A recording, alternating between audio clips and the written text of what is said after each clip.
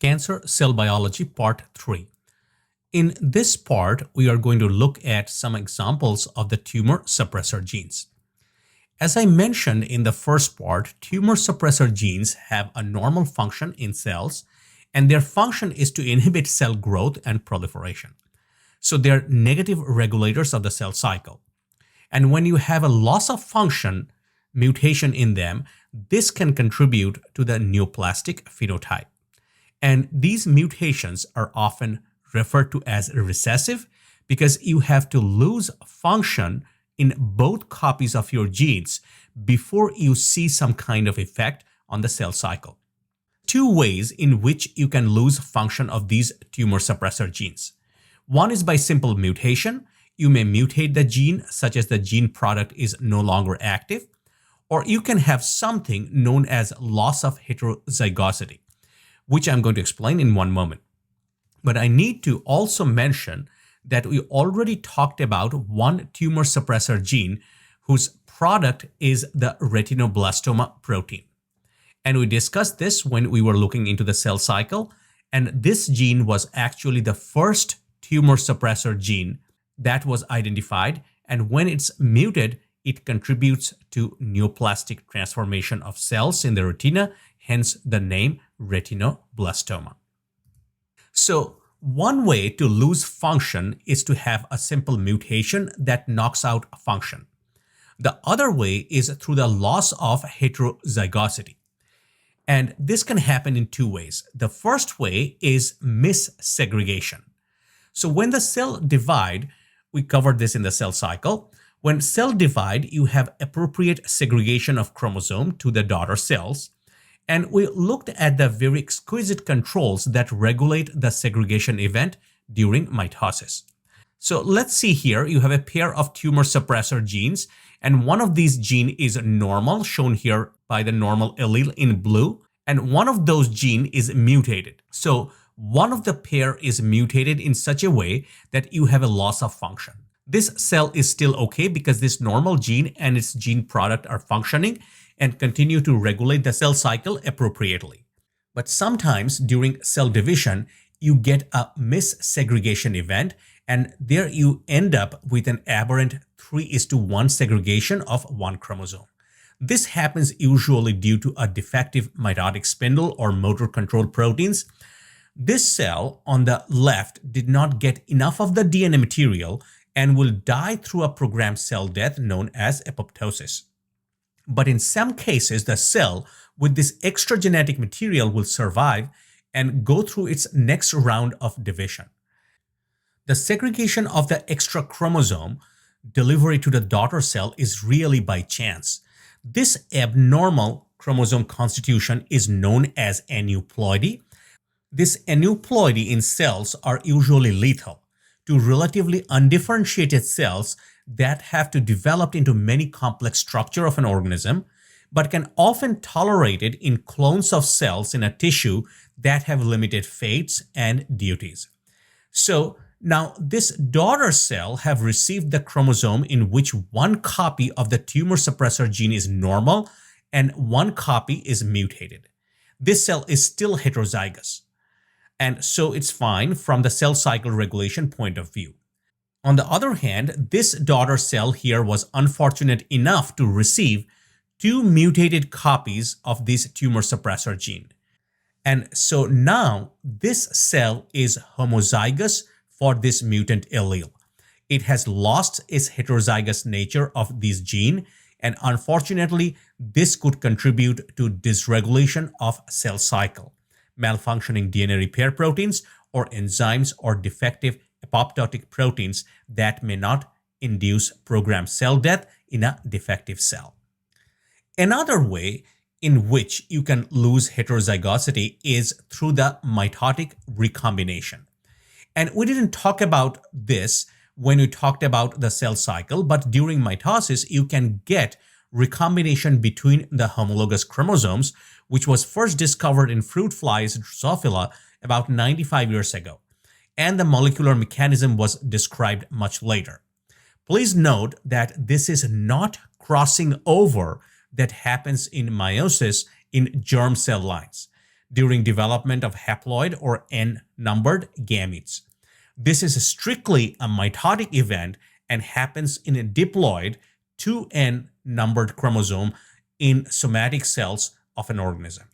So as chromosomes line up, you can get a double-strand break of homologous recombination event. And so here again, we start with the cell with this heterozygous locus where the tumor suppressor gene reside. It has one good copy and one bad copy. When you get the chromosome duplication during the cell cycle, you can get actually recombination between the homologous chromatids. So here you can see that there is an exchange of the genetic material between these chromosomes. And then during the cell division event, you get this segregation. This daughter cells here was lucky enough to get two good copies of the tumor suppressor gene. So from the cell cycle point of view, it's fine, and the cell cycle will still be regulated. But this daughter cell here received two mutated copies of the tumor suppressor gene, and it lost its heterozygosity or loss of function of that tumor suppressor gene. And that combined with the other mutations can certainly contribute to a transformed phenotype. And the same way this previous mechanism, this can lead to the loss of function of any class that is class 5, 6, or 7 tumor suppressor genes. So let's take a look at a couple of examples of tumor suppressor genes. You remember that during the discussion of the subject of the cell cycle, we talked about cyclin CDKs, and these are important dimers. They are kinases so that they phosphorylate other proteins, and they pretty much regulate the cell cycle. So there are cyclin CDKs that are found in the G1, in S, and the G2, and the mitotic phase. So an example of this is cyclin CDKs. We looked at this cyclin D CDK4. It is produced or transcribed and translated in early G1, but its function is not readily needed until mid to late G1. And so there is also an inhibitor that's present in early G1 known as P16. And that inhibitor binds to the cyclin CDK dimer and prevents it from phosphorylating proteins earlier than is needed in the cell cycle. But as the cell transitions from G1 to middle to late G1, that inhibitor becomes dissociated and this kinase becomes activated. And its role is to phosphorylate retinoblastoma or RB. You will remember that the retinoblastoma binds to that E2F transcription factor, and when retinoblastoma is phosphorylated by the cyclin CDKs, it dissociates from E2F. And then E2F can be moved to the nucleus and activate transcription of genes necessary for DNA synthesis, as well as other important cellular functions during the cell cycle. So this is all review from your cell cycle.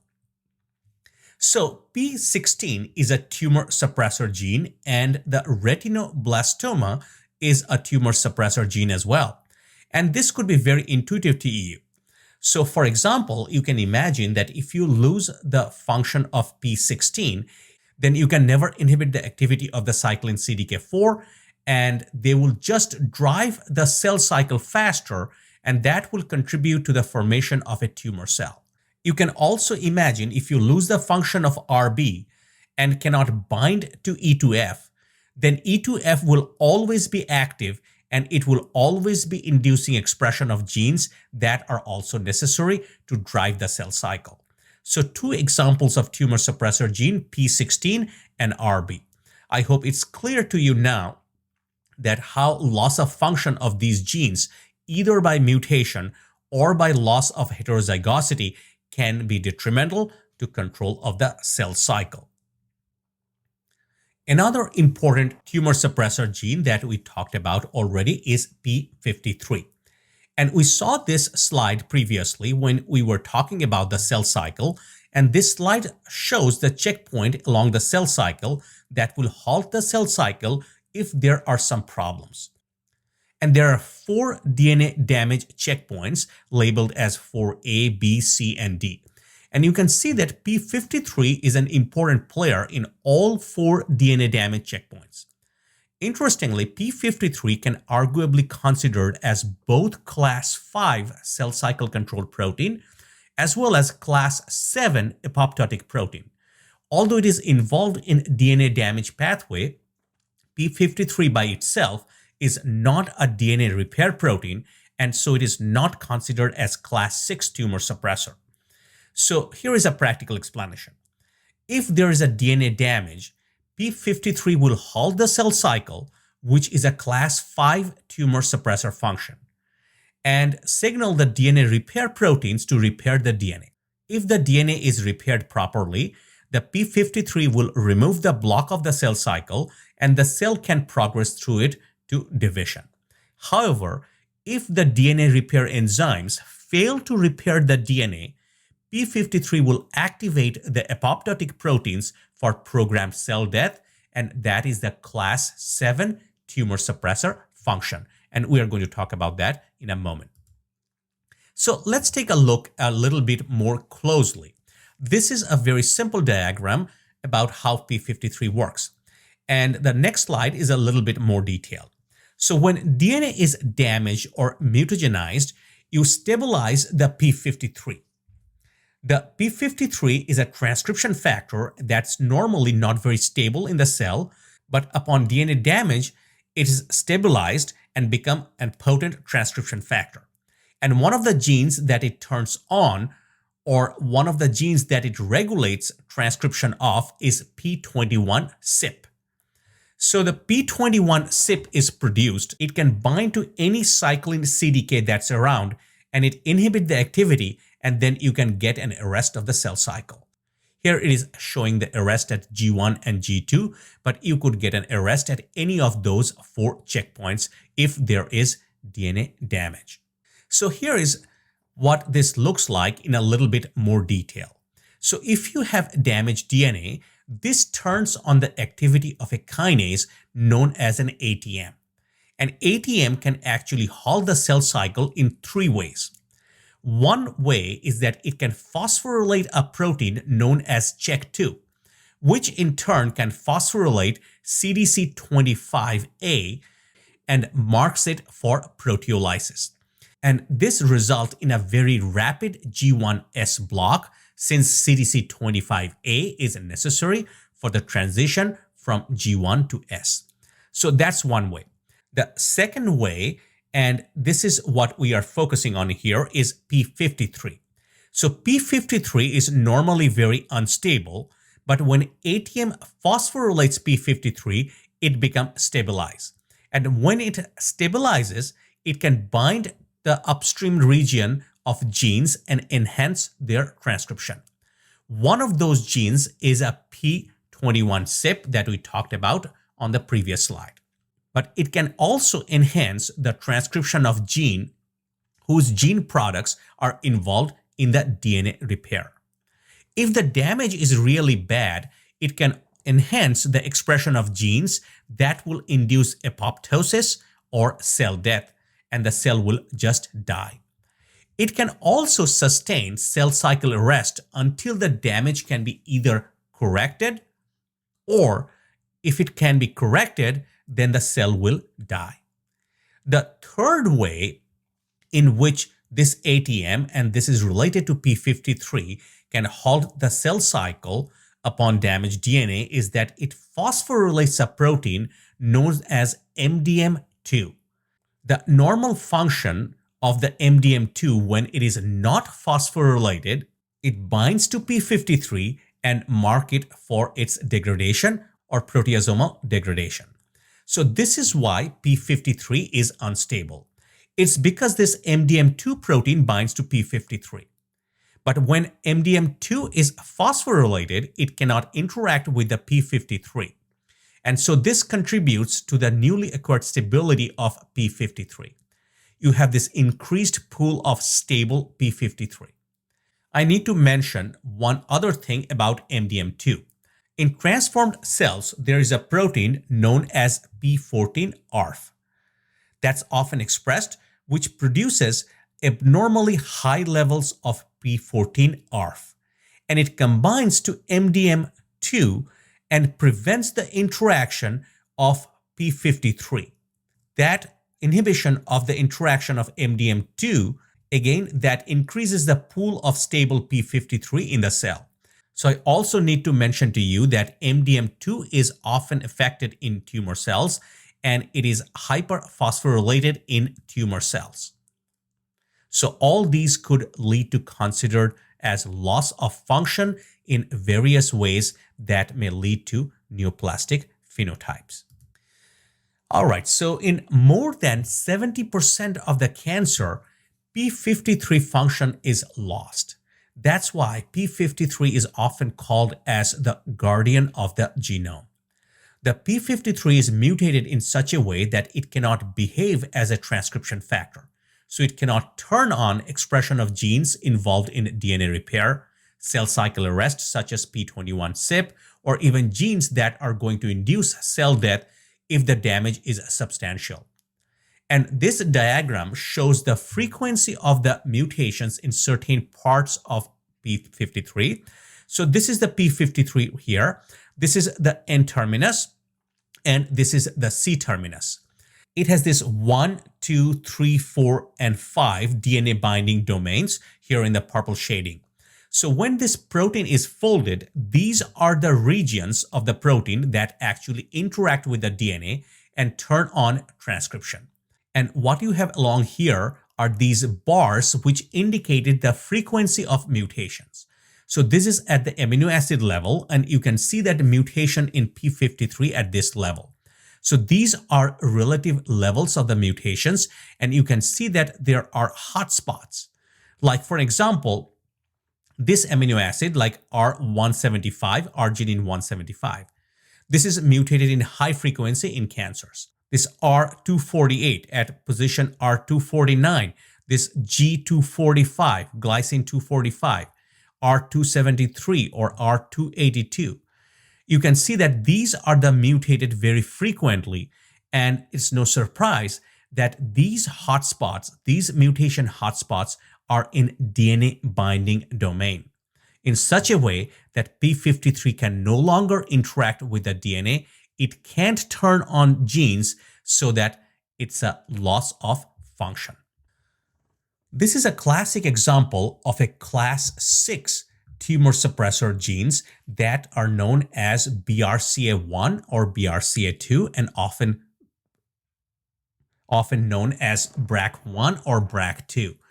They are implicated in hereditary breast cancer, but also implicated in ovarian, prostate, pancreatic cancer, and melanoma. These mutations are inherited, and therefore a genetic diagnosis is available. If an individual has certain BRCA1 or BRCA2 mutations, by the age of 70, they have more than 50% chances of developing some form of cancer.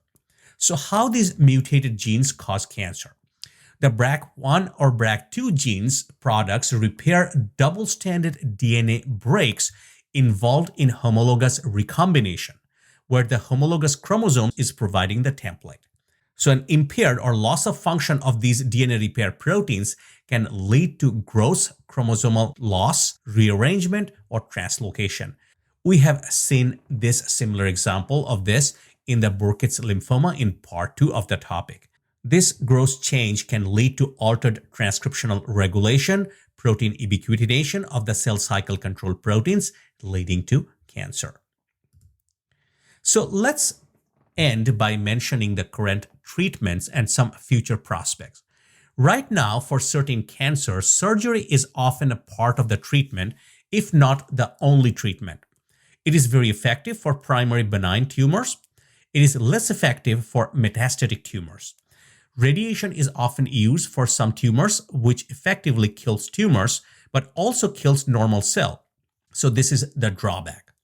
Chemotherapy, many chemotherapeutic agents are designed to, not all of them, but some of them are designed to interfere with the mitotic apparatus. So as these cancer cells are rapidly dividing cells, they require a functional mitotic apparatus. But if you disrupt the mitotic apparatus, you can prevent the cell division in these cancer cells. But if you can disrupt that mitotic apparatus, then you can prevent the cell division in these cancer cells. So, a lot of chemotherapeutic agents target the mitotic apparatus. Another type of chemotherapeutic agent is actually a DNA damaging agent. There's a lot of chemotherapy which damages the DNA in hopes that if you damage the DNA, then P53 will kick in. And if you damage the DNA sufficiently and P53 kicks in, those cells will die. They will go through apoptosis. The problem is that in more than half of the cancer cells, P53 is mutated, and so the cell cycle is not arrested. The cells do not undergo cell death in response to DNA damage. The other drawback to these family of chemotherapeutic agents is that the normal, fast-growing cells are also affected. And that's why individuals who are going through chemotherapy often lose their hair and have side effects associated with the skin and intestinal tract because these are very fast-growing cells. So, what is the future of cancer research? Listed here is just a few of the possibilities. You don't need to worry about this for the test or the exam or the quiz. I just want you to be aware of what the current research is. So, you may have heard about precision medicine, also known as personalized or individualized medicine, and this is the hope that in the future, all people will be treated based on their genetics and history. This is a lofty goal, but there has been some progress. Some cancer patients have already benefited from targeted therapies. Immunotherapy, which is used of a patient's own immune system to fight their cancer. Immunotherapy is becoming more effective day by day. For example, antibodies to the class II oncogenes, such as receptor tyrosine kinases, that when mutated are involved in or associated with cancer.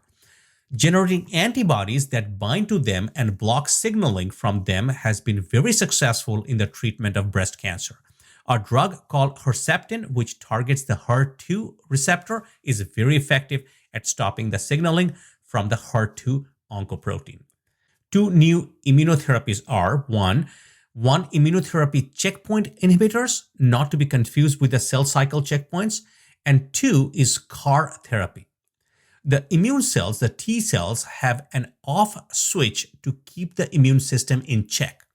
There are molecules on the surface of the normal and healthy cells that tells the T cells to leave it alone. Cancer cells sometimes find ways to use these molecules or immune checkpoints to avoid being attacked by the immune system. Several drugs have recently been developed that target these immune checkpoints and restore immune system function.